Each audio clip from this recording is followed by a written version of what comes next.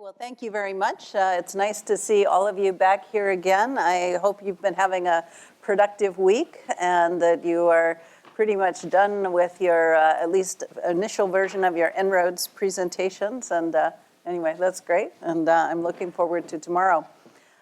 We are incredibly lucky today to be seated with two of really the global leaders in many issues associated with energy. Energy security, the environmental impacts of energy use, the economics of energy use. And so it's a real treat to get to hear the perspectives, many of which I think really might surprise you to hear the perspectives of the people we've got here. And I'd like to begin first by turning to Secretary Shultz and ask you to say some remarks. I think a lot of people probably don't realize that you are one of the earliest cabinet members involved with the environment. And that was perhaps... I was the first administrator of EPA. That's right. So got really great credentials to talk about this subject. So please. I thought I would tell a few stories about my experiences to make 2 points. First, that the subject that we're all involved in, energy, is of paramount importance.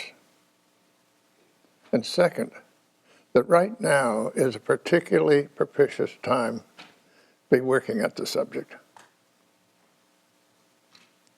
So, story one. I'm Secretary of Labor in 1969. I'm made by the President the chairman of a cabinet task force on the oil import program. President Eisenhower had thought that if we imported more than 20% of the oil we used, we were asking for trouble in national security terms. So security and energy get tied. And we were getting ready to bump up against that. That's the reason for the task force. We made a good study. We published our report. We said, the security problem is not military. It's because there's so much tension between the Israelis and the Arabs in the Middle East that you never know when that big source of oil is going to get cut off. So we should restrict our imports from there. We should have storage so we have a little insurance capacity. And we said, we've studied this subject, but there's nobody else in the federal government that knows anything much about this. There ought to be some sort of a unit in the government that's keeping track of energy because it's important. The President thanked me for my report. There were congressional hearings. Nothing was done. It taught me how hard it is to get something accomplished, even when it's perfectly obvious. So a little while later, as was said, I'm secretary. Well, a little while later, I become OMB director, and the EPA gets created. President Nixon signed that order. And when a new organization is created in the government, it has to get formed by getting space and people from other agencies, and there's nobody to speak for them. So if you aren't careful, they get the worst. So the director of OMB becomes their spokesman, and we're pretty good because we know where the bodies are buried and nobody wants to mess around with us. So we got it started. And in the process, I talked to a lot of the young people that I had, there were some that were part of the task force I'd had, who were very interested in being part of the EPA. And I talked to them a lot about, well, why? What do you think can be done? And some of the excitement, some of the obvious problems, some of the things you could do if you worked at it. So I got that into me. Then I'm Secretary of Treasury, and along comes the Arab oil boycott, just about what we had predicted. But all hell broke loose. We produced a lot of electricity by oil. Christmas lights were prohibited. Gas stations closed on weekends. It was a real national security problem and a huge economic problem. So we did restrict our imports. Finally, the Department of Energy got created, and various other storage capacity. But by this time, I have seen national security problems, I've seen economic problems, I've seen environmental problems connected with this subject. So some years later, I'm Secretary of State, and there were lots of scientists who thought that the ozone layer was depleting. But there were some who doubted it, just like now. A lot of people think X, people doubt. So I discussed this carefully with President Reagan, and we decided that we should reach out to the doubters and say, look, you agree that if it happened, it would be a catastrophe. So let's all get together on an insurance policy. It's an interesting concept. Concept of insurance is there's risk out there. You hope it doesn't happen to you, but if it does happen to you, you've made a preparation. So we were able to include them. In other words, you don't bash your adversaries, you reach out and try to pull them in. I always think governance is the art of inclusion. So we got that going, and there came into being, through the DuPont company, it's interesting how when something important gets clearly identified, the creative juices of the American entrepreneurial research sort of kick in, and something happens. In this case, the DuPont company came up with something that people could do, not what you aspire to, what you can do today. So we managed to get that going, and it wound up in something called the Montreal Protocol, which is the only environmental treaty that ever really worked. It worked. And people put these devices in. We created a little fund for poorer countries so that we could help them do it, so it became universal. It also was clear in retrospect that the scientists who were worried were right. And the Montreal Protocol came along just in time. So I have all those lessons in my mind. But there's another one. When we had the oil boycott, people would come in to me, since the Treasury was running this, with ideas about alternative energies and efficiency and things like that. And I thought that some of them were pretty good and encouraged them. As soon as the price of oil went back down, everything stopped.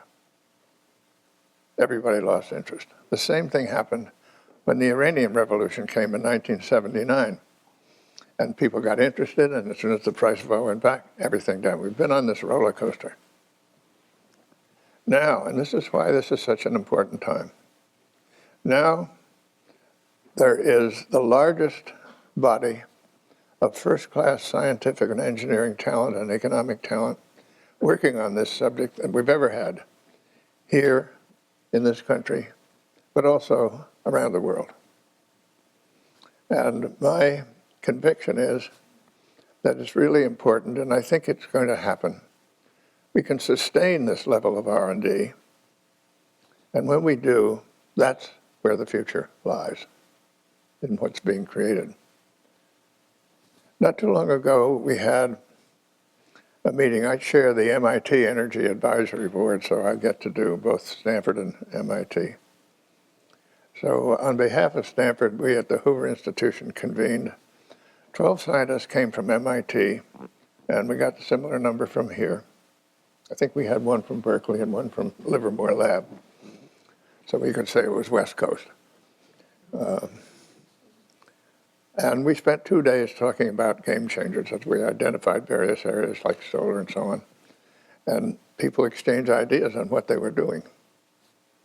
And then about a year later, we had a return visit. We all went to MIT, and we had a similar show there. And then we got together, and we published this book called Game Changers. You can all get copies if you want. I brought a couple along here. And this is just an effort to put down what is being accomplished. And we looked for 3 areas. Examples of things that are now in commercial operation which emerged out of R&D. Examples of things that are really on the cusp, and it's perfectly obvious we're going to get there with a little effort. And things that are further away, but very competent people are working on them. And if they happen, big time. My favorite example of that is large-scale storage. And that's going to happen, but we're a ways away. So And the book is full of little examples. We have little takeouts, as you can see. It's text, but then they're takeouts. Scientist X plugged this in and took this away and did something else, and all of a sudden a new battery emerges, and so on, little examples. And then we knew there were other universities were doing things, and we wanted to get a sense of the reach. So we wrote to some and invited them to give us some examples. So all through here are examples scattered from other universities to give people an idea that this is a widespread thing that's going on. So I think right now, why is it especially important? Well, there's the security, there's the environment, there's the economic things that are standard, but there's also come along something else. I think myself the two real existential threats to our humanity are number one, nuclear weapons, and number two, climate change. Just as in the case of the ozone layer, they're doubters. I tell them, you better be careful, you're going to get run over, you're going to get crucified by reality pretty soon. We have a fellow over at Hoover, he recently retired as Chief of Naval Operations. So he has a task force studying the Arctic. Why would a Navy guy be interested in the Arctic? Well, there's a new ocean being created there. That has happened since the end of the last ice age. Why? It's getting warmer. You know, if you don't like the science, I think it's kind of impressive myself, but if you don't like that, use your eyes. It's a new ocean. It's being created. There it is. It's reality.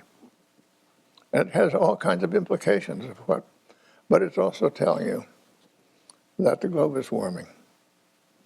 And just as in the case of the ozone layer, there are big-time consequences. So we need to be figuring out what to do about it and what kind of alternatives there are, how we can use energy more efficiently, how we can get energy from other sources that are more benign. I might say efficiency is the cleanest energy you can get. Tomorrow over at Hoover, we're having a conference on small nuclear reactors being led by Jim Ellis. He's a retired four-star admiral who ran the regulatory agency for the nuclear industry in the United States. So he's very knowledgeable and very respected in the nuclear arena. He once commanded a carrier. A carrier is propelled by a small nuclear reactor. It's a promising technology. But there are all kinds of things going on that are really promising. So I believe myself that if we can keep after the R&D, there's a lot of support for it now, sustained. We'll get good ideas, and that it is a particularly important time right now because it's not only the economics and the security and environment, the air you breathe and so on, but it's also the climate and how we interact. Now, here you're in California. Everybody says we're a bunch of nutcases out here. You go east and they say, oh, you're crazy. I say, yeah, there was a big meeting in Washington I addressed recently, and they brought this up. I said, yeah, we're all nutty out there. We really care about the air we breathe. How nutty can you get? So all these things are involved. And I look forward to learning things that you people are going to discover. Thank you. Thank you. So just to follow up a little bit, so could you say a little bit about revenue neutral carbon tax? What is that and why you've been such a vocal supporter of that idea? Well, I think that the essence of the matter is to put a price on carbon. And then people will start reacting. And personally, I think it only is what creates a level playing field. Because those forms of energy that produce carbon are imposing a cost on society. The carbon is not healthy to breathe, and it is clearly associated with global warming. So those producers should bear that cost and not get away free. That will make the level playing field. So I have advocated a revenue neutral carbon tax. And it's getting a little traction now and then. I say revenue neutral, so the tax mafia get off my back. I say this is not, if it doesn't generate revenue, it's not a tax. It's got a purpose. It's focused on putting a price on carbon so people will react to that and look for ways of saving, of changing away from carbon-producing forms of energy and moving to something better. So I've been a big advocate of that. And cap and trade is a price on carbon. We have that in California now. Mary Nichols, who I know well, is administering it. Cap and trade is better than nothing, but it's not as good as a carbon tax, in my opinion. And the revenue is being used to produce a high-speed rail in California. I say, wait a minute. If you're going to use the revenue, at least support research, R&D, and energy or something like that related to the subject. Okay, well, thank you. Let's turn to you, Secretary Perry. You have your own set of perspectives on the global energy system, and we'd be delighted to hear your thoughts. Thank you, Sally. I'm going to take a look from 40,000 feet at the energy situation, get a broad perspective of what's happening, what might happen in the future. I'm going to look at what are the game changers, number one. Number two, what are their consequences? What will their consequences be? And number three, what could go wrong and what could go right? So that's a broad outline of what I'm going to be talking about. So what are they? And you know them as well as I do. I'm just going to talk a little bit about a few aspects of some of the more important game changers. Number one on my list, probably on yours too, is fracking. In the case of natural gas, it's already mature, already having a profound effect on the market, and has a potential, though, much greater than what we've already seen, and I'll get to that. That's fracking for natural gas. Fracking for oil is well underway, not yet fully mature, and again, has a very great potential. And I think that potential will be realized. Next area is biofuel. It's been in the R&D phase for many decades. It's always the technology of the future, it seems.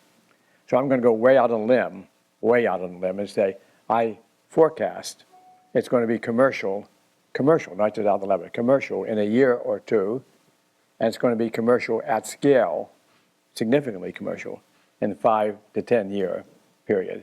And that will have a pretty profound difference, make a profound difference. On renewables, which have gotten a lot of the attention, a lot of the publicity in this field, they're promising. Over the last few years, they've gotten down to be approximately competitive at the grid equity scale, which is the good news.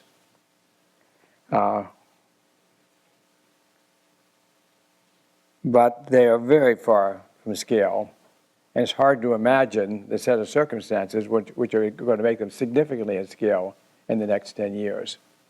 I mean, we're talking about around 1% or so of the electricity generated. So getting up to 10% or 20% is going to take a long, long time. And we need to interrupt, Bill? Pardon? Can I interrupt for just a second? On my house at Stanford, I have solar panels. They were put there about 6 years ago. If I did it today, they'd be better. But I've long since paid for them by what I've saved on my electricity bill. And I'm driving an electric car around campus. So I'm driving on sunshine. Costs me nothing. What's not to like? Well, I guess I'm driving a plug-in Prius, which is mostly electric. But I have to say, there's no economical reason for my doing that. I'm doing that because I like to do it. If there were an improvement in batteries of about 2 to 1, or even 3 to 1, that situation would change. Cars like the plug-in Prius, cars like the Chevy Volt, would all of a sudden start to become very competitive. And Tesla might be able to sell a car to the mass market instead of to the elite market. I'll come back to batteries later, but what's holding up renewables right now to a great extent is battery technology. So far I've talked about supply side energy, but there's a very great potential in improving on the demand side. It gets overlooked much of the time, but it's extremely important. And what's especially important about it is that the technology is already here. That is, you can already describe improvements to commercial buildings, say, for which the payback period of what you do to get the reduced energy use is measured in a couple of 2 years, say. So that's the good news. The bad news is that in spite of that, the acceptance has been very slow. So that's a quick 40,000-foot look at some of the main things going on. I want to say some of the principal game changers in energy today. Now, I'm going to raise the question, what are the consequences of these game changers? The consequences to our economy, to our national security, and to climate change. Those are the three big issues here.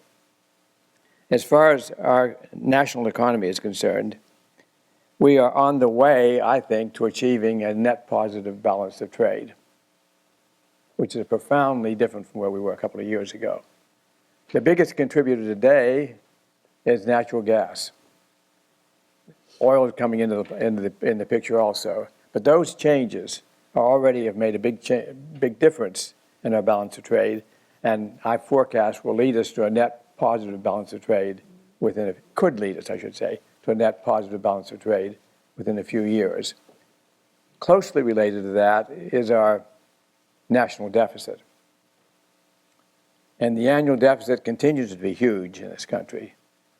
But just the change that's going on that we're talking about here in energy alone could make a big difference in our national budget as well, that balance of trade being a major contributor to that issue.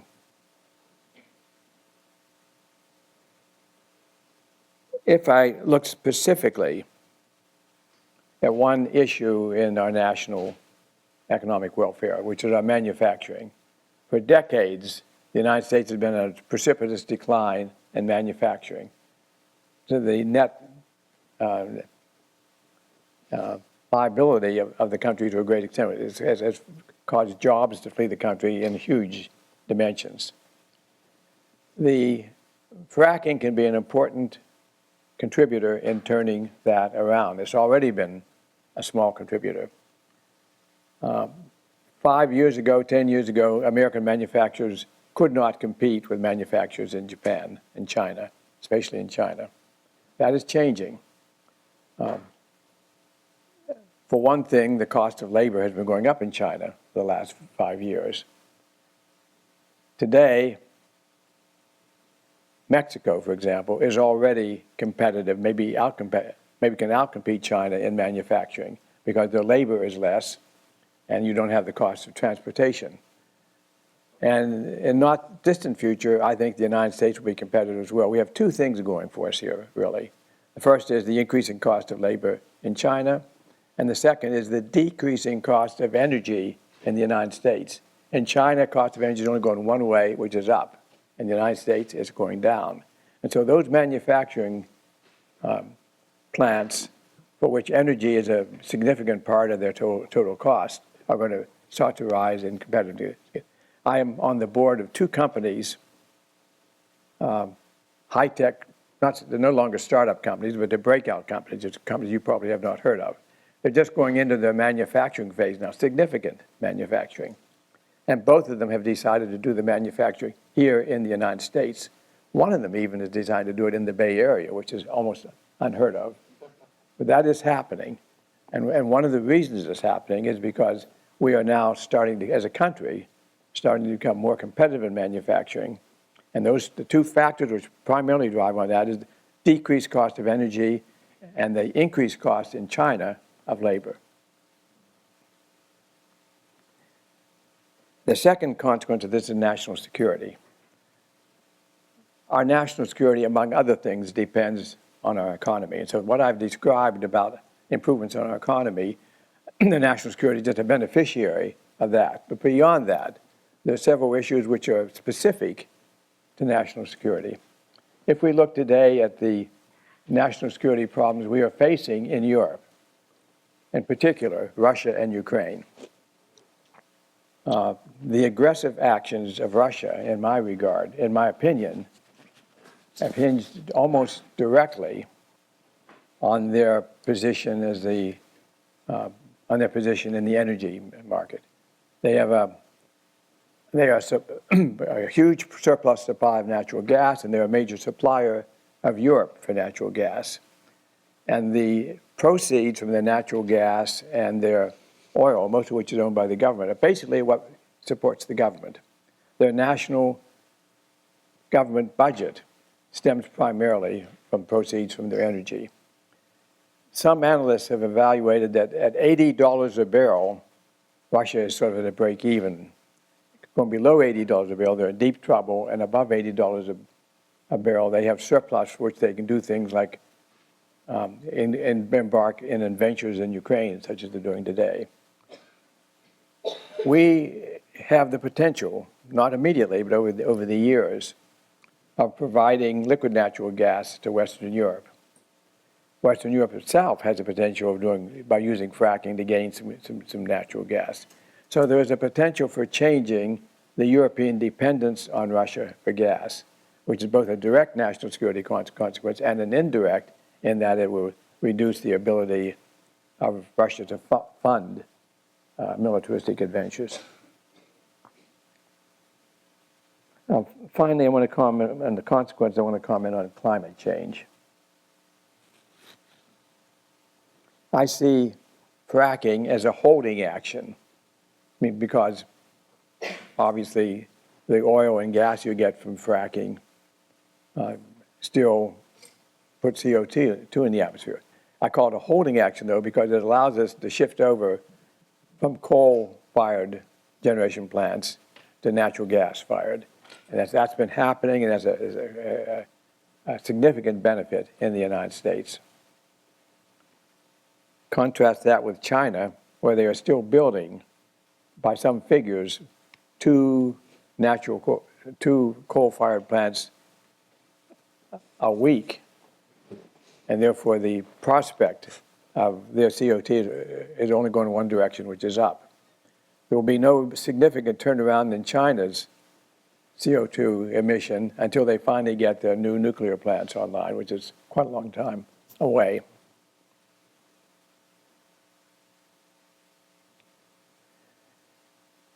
And let me go now to the next point. There's some positive things in what I forecast here. And my question is, what could go wrong?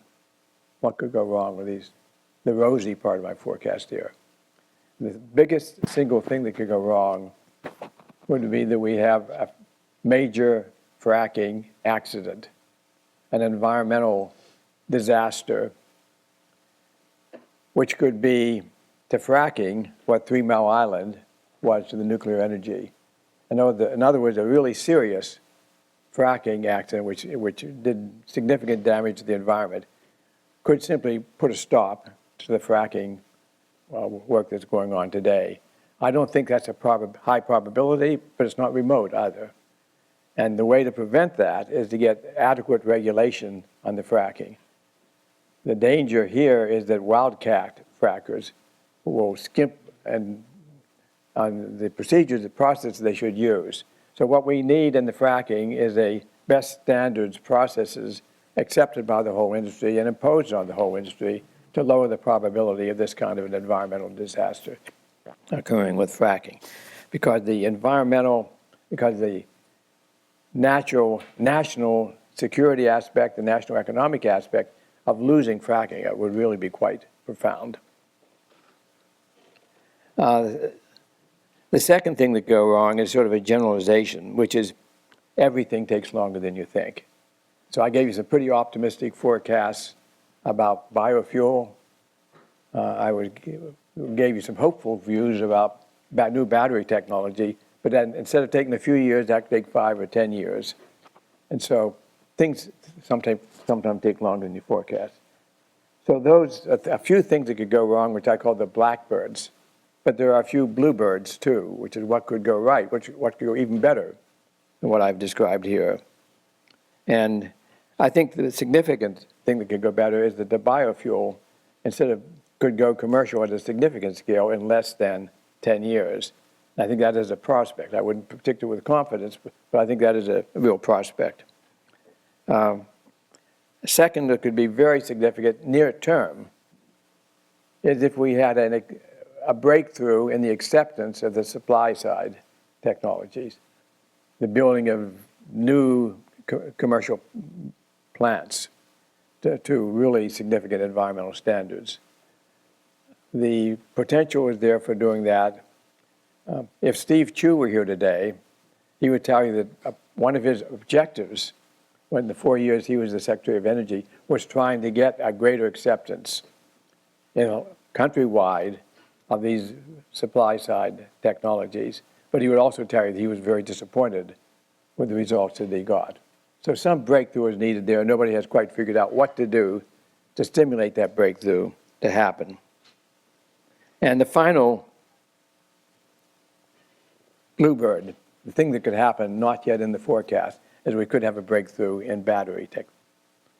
If you tour around some of the laboratories here at Stanford, you'll find several different projects underway trying to improve battery technology. But a 2-to-1 or a 3-to-1 increase in battery technology could be really profound. And it is a prospect, at least, that could happen in the next year or two. I'm going to sum up my comments then by saying I've given you a brief description of some of the game changers. I've talked about some of their consequences, and I've talked about things that could go wrong and things that go right, the bluebirds and the blackbirds. I think on balance, my net is that the bluebirds are more likely than the blackbirds. Thank you.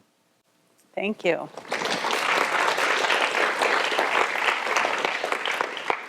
So before we open this up to questions, I actually have one question for you, and it's prompted in part by some remarks from one of the speakers earlier this week.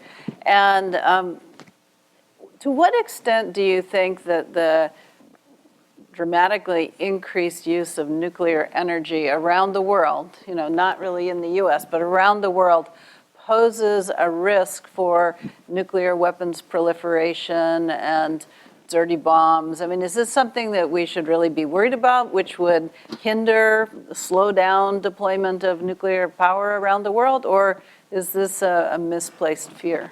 And this is a question for both of you to...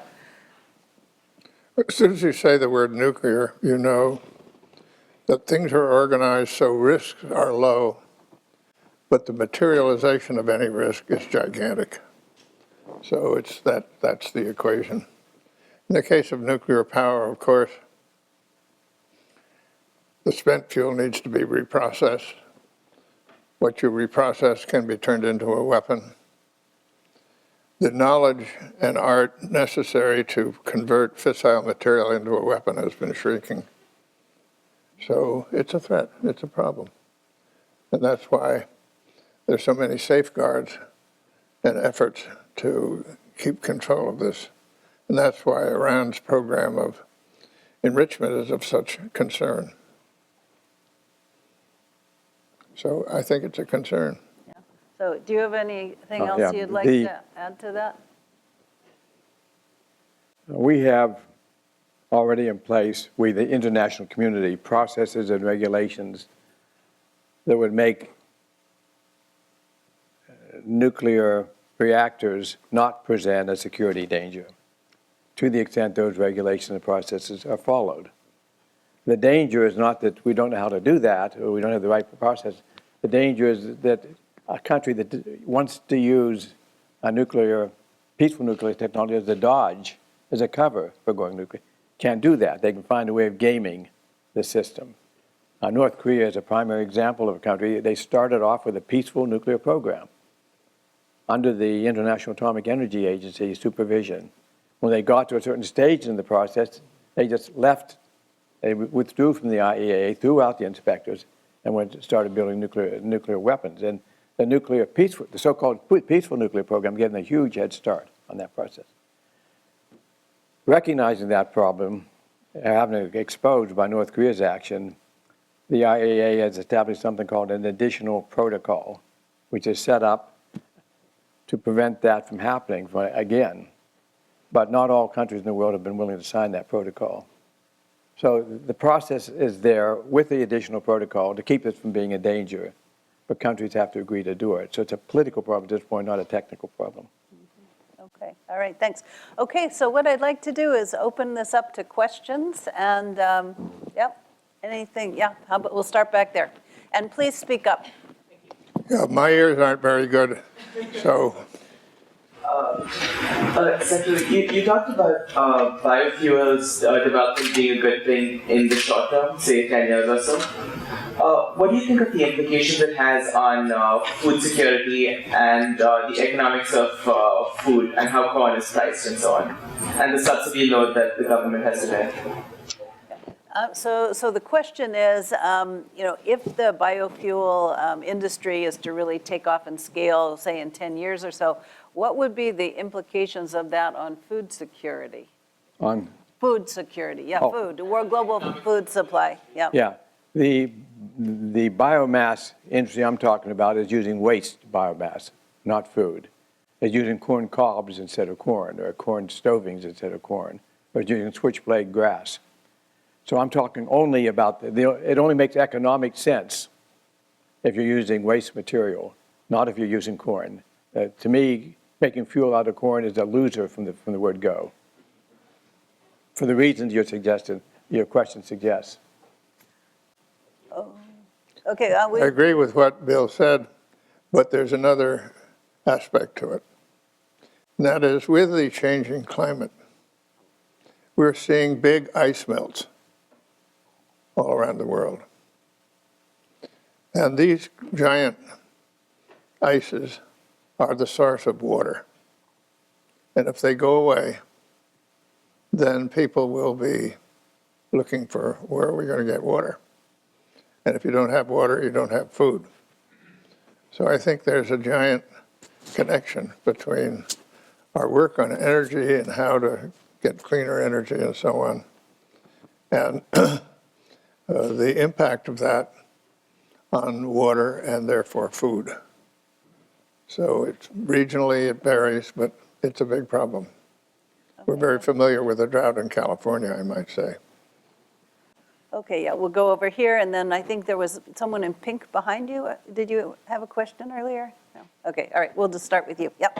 So Secretary Shultz, you've been witness to two of the major, environmental changes in the United States: the creation of the EPA under a Republican president, and then the Montreal Protocol you mentioned.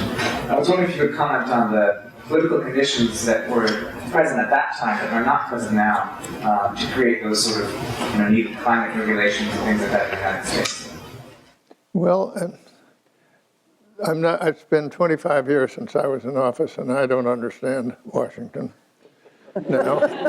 I mean, I was at President Eisenhower's Council of Economic Advisors. I did work for President Kennedy. I did work for President Johnson, and of course in the Nixon and Reagan administrations. And you could always bring people together and say, look, here's the national interest, let's go. Never a problem. Here, somehow, people have forgotten how to reach out. I gave the example of the ozone layer and President Reagan's approach. It wasn't to have a big fight with the people who disagreed with it. He figured out how to reach around and include them. That's what governance is about, and that's what we got to get back in the habit of doing. And perhaps we took this Stanford MIT group to Washington, and Sally was there. And I asked the Speaker of the House, John Boehner, to organize a meeting of our little group with the Republicans on the House Energy Committee. So these are supposed to be the bad guys. So we took our group, and selling energy R&D to that group was an absolute piece of cake. If you go about it right, there's no problem. They agree. Where they don't agree is you say, okay, if somebody gets a little patient with R&D, government's going to go into business and compete, you lose everybody. So I say, a cylinder or two will ruin the support for energy R&D. So stop. Don't do that. There are plenty of companies around, if something is operational and scalable, who are anxious to do that. That's what they do. They make money doing that.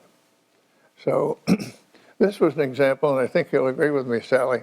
It was no problem if you go about it right. And I hope that we go about it right. We can.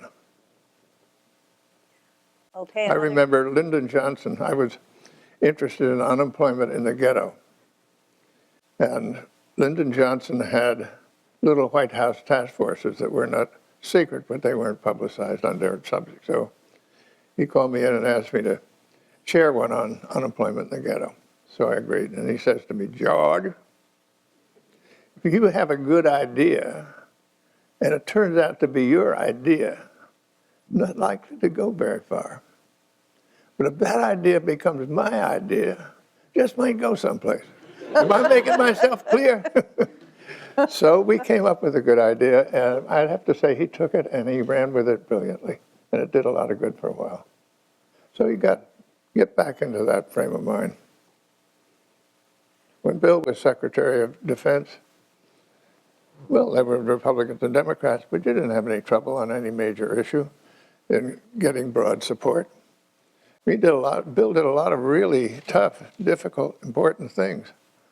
And there was plenty of support because President Clinton, I mean, whatever, he knew how to schmooze around and get people interested in doing things.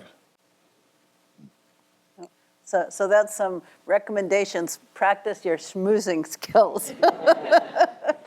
Okay, back there, question. Yeah. As the U.S. goes toward energy independence, or toward it, not anytime close, I think maybe, do you see changes in U.S. Political census on a global scale changing anytime soon in our lifetimes, or do you see like a changing American politics regarding its energy independence towards the world changing anytime soon, or probably not? Yeah, well, I think the question is, and I'll paraphrase it, American energy policy, such as it is, do you anticipate that it's going to change anytime soon? Will it change Americans' politics towards other countries anytime soon? Right, so will our stance towards other countries with regards to energy policy change anytime soon, or do you think, would you like to give a specific example of a type of policy or? Alliances. Oh, okay, so alliances. So you're specifically thinking about the Middle East and, yeah. So basically, I think you're asking the U.S. support for Middle East, perhaps built around, oil security for the U.S. Do you think that's going to change anytime soon? Well, I can make this comment about it. We have been declaring for several decades now that we wanted to be energy independent. For the reasons suggested by your question, which was we do not want to be dependent on oil being imported from the Middle East, which is a trouble spot. Of course, we have far from achieved that. We've gone backwards for up until the last few years. We now have a prospect, indeed, of being, within a few years, I think, North America energy independent, as opposed to just U.S. And therefore, we will not be dependent in the North American continent on imports from the Middle East. On the other hand, we have allies, Western Europe and Japan, who will continue to be dependent on it. So I don't want to suggest, I think it's a good thing for us to have this degree of net energy independence, but I don't think it's going to significantly eliminate the Middle East as a source of national security problems. Yeah. The man who led the Japanese fleet at Pearl Harbor, Admiral Yamamoto, had spent a little time in the United States. And after the attack, he allegedly said, "We have awakened a sleeping giant and filled it with resolve." He turned out to be right. I remember I was just graduating from college. I enlisted in the United States Marine Corps, and I spent 2.5 years in the Pacific fighting the war. But everybody responded to Pearl Harbor. And I think the combination of the ISIS emergence and what Mr. Putin is doing, he's tearing up the world order, is in the process of waking up the sleeping giant. We have been sleepwalking.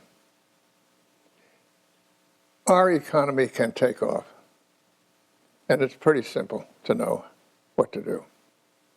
It's right out there. And we don't have to be hollowing out our military the way it's going on. We can get it back in shape and give some leadership. And that's beginning to happen. And I think, at least I feel, more and more calls come from Washington. Hey, what do we do? How can we get our act together? And that's happening. And I think U.S. leadership is important. Leadership doesn't mean you tell everybody what to do.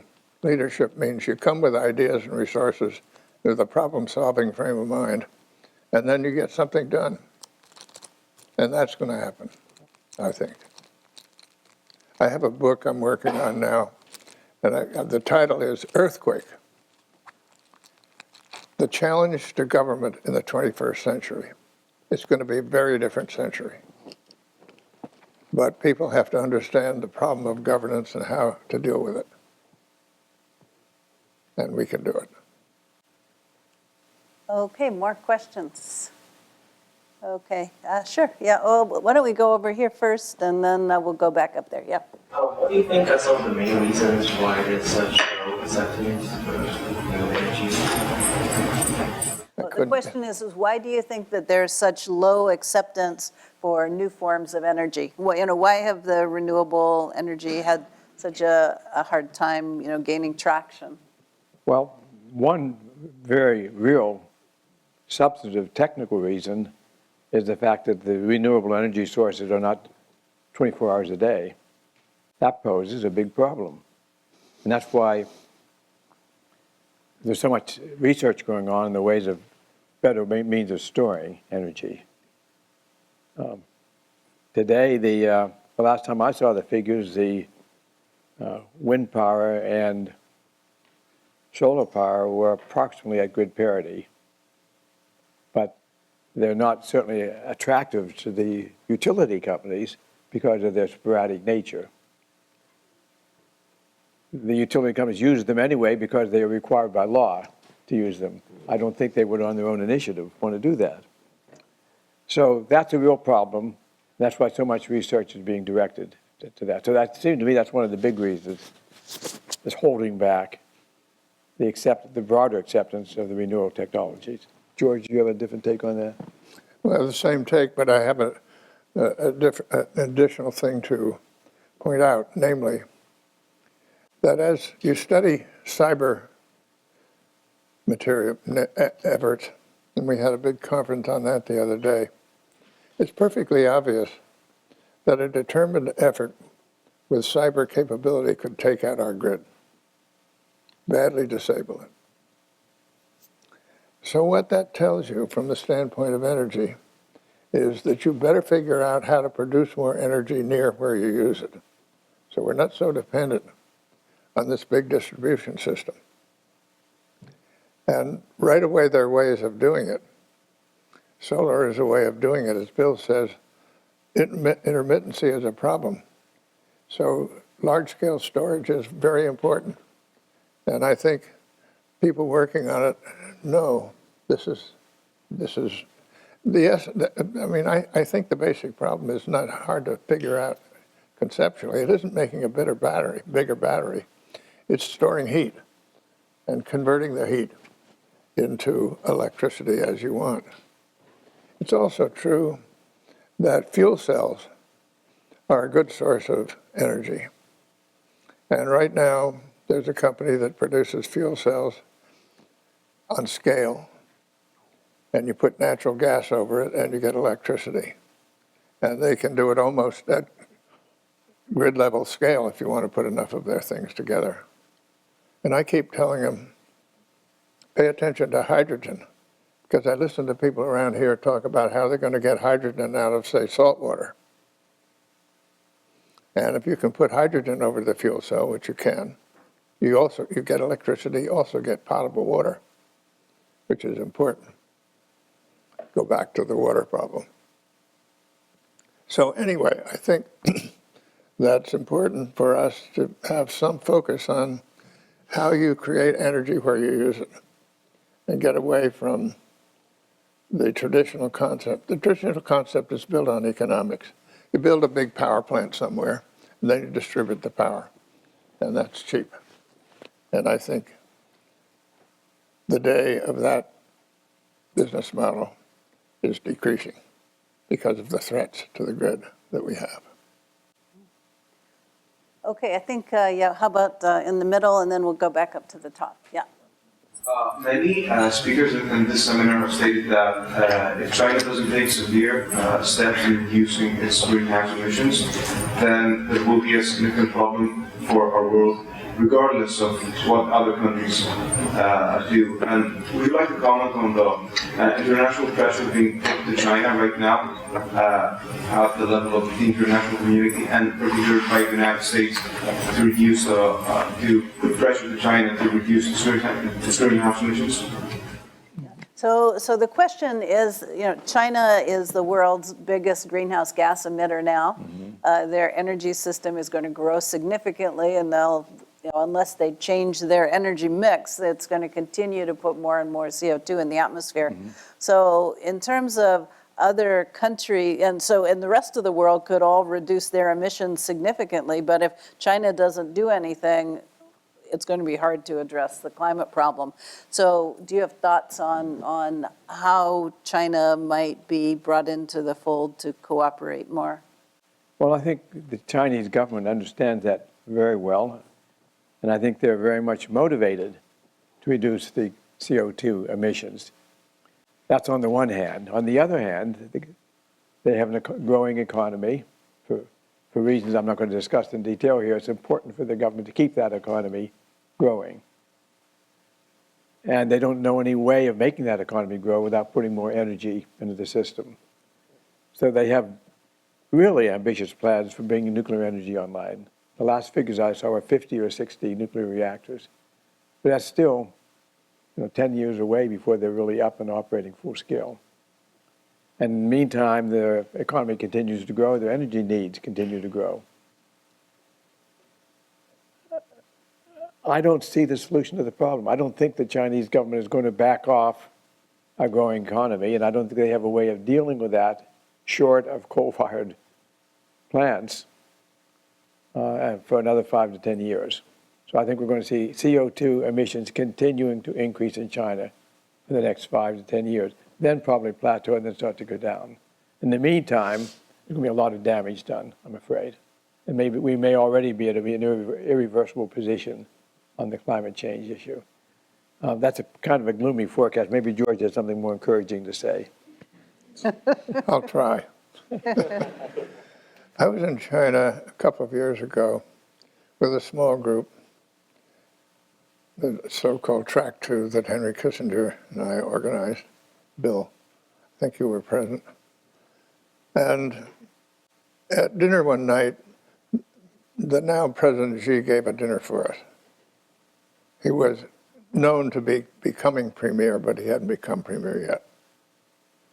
He gave a talk, and then he sat with us through dinner. He happened to sit next to me. And I knew that he was going to Washington. So I said to him, on your way to Washington, why don't you stop in San Francisco? We have a Chinese-American mayor, and we've got a big Chinese community, and be welcome.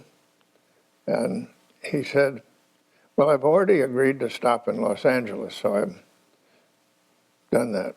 But he said, what I'd really like to do is stop at Stanford, because there's something going on around there that I need to get more of a feel for. So somehow he understood the Stanford Silicon Valley creative aspects. I told this to John Hennessy, and he said, issue an invitation immediately. So, He may have been that calm, but anyway, it was interesting he understood that. And it seems to me what we should do is go to the Chinese government and say, look, let's make a deal. You are the biggest emitter. We are the biggest per capita emitter, the United States. So if we start doing things that start working, it'll have a big ripple effect all over the world, not only on us. So let's put our emphasis not on what we aspire to be by 2050, but by what we can do today. And let's make a little side deal on intellectual property so we get that problem straightened away. And there are lots of things going on in the R&D community that are applicable. But you take shale. China has gigantic shale deposits. And they are thought to be inaccessible, hard to access. For a long time, that was the view of the United States shale deposits. People knew they were there, they just didn't know how to get at them. I might say the fracking revolution is a classic product of R&D combined with entrepreneurship. It wasn't just a company that did this. There's a lot of R&D supported by the federal government that preceded it. So I think we ought to say to China, look, you have these big deposits, and everywhere they're different. So it takes research and it takes ingenuity. And let's work together to see if we can't figure out how to exploit those resources, because they're huge. And if suddenly China has a new big supply of gas, that would have a big impact. So that's just an example. But then I think another time I was in China, I had a meeting with the premier, and it took me almost an hour to get from my hotel to where we were meeting. If there had been no traffic, it would have cost me about 10 minutes. But most of the time, my car is just sitting there idling in traffic. So I said to him, in China, these cities, of course, are very heavily polluted. And people have, it's a major health problem for them. They know that. So I said, that time I was driving a Prius. I said to him, if I had the car here that I have on the Stanford campus, you would save a huge amount of the pollution that cars are just sitting there idling. Huge. So why don't you encourage China to move to, this is not new technology, it's being sold by Toyota right now and others. Move to that kind of a car, and all of a sudden you change things. I think there are a lot of things that can be done by working back and forth, and we have some things we can learn from China, I'm sure. So it can be a two-way exercise if we could set it up on a cooperative basis. And at least from my own experience in office with the Chinese, it's really easy to do. People, I mean, they see they need it for their pollution of their cities and their attitude toward what's going on in the world. They know that. They're smart. So if we have a method, a problem-solving method, it doesn't have big principles of some kind. We solve problems. We get energy used more efficiently. We get various new kinds of things evolved. We learn how to exploit their shale. And maybe you get one of these smart entrepreneurs, and don't worry if he makes a lot of money. So he deserves to make a lot of money if he can figure out how to solve that problem. So let's get at it. And if we did it together and put a lot of our entrepreneurial juices into it, as well as collaborate, we could really get somewhere. So if I were in office right now, that's what I'd be trying to put together. And I have seen enough of Mr. Xi, and my wife has, to feel that he is a kind of person that would respond to that. Okay. Well, you know, unfortunately, we've come to the end of our time, but I just would like to offer to our two guests some final words of advice to this fine young class of incoming graduate students. Anything you'd like to add? Well, I'd just like to underline the importance of what you're doing. It's important to you personally, but it has huge implications on a global basis. Number one. Number two, there is no better time to be working on this subject than right now, because the funding is there, the colleagues are there, there's ongoing research that you can learn from and build on, and it's a golden moment. There's nothing more important for the globe or for the country of getting the energy right. There are very important technological potential improvements coming along, and you're in a position to try to advance those. But technology is not enough here. It also combines with how you use it, understanding of what makes the difference, how it affects other things, how it affects the climate. So you have to bring together in your thinking, not just technological advances, but the policy that affects how it is used. Together, they make a powerful combination. Okay, well, please, join me in thanking our guests.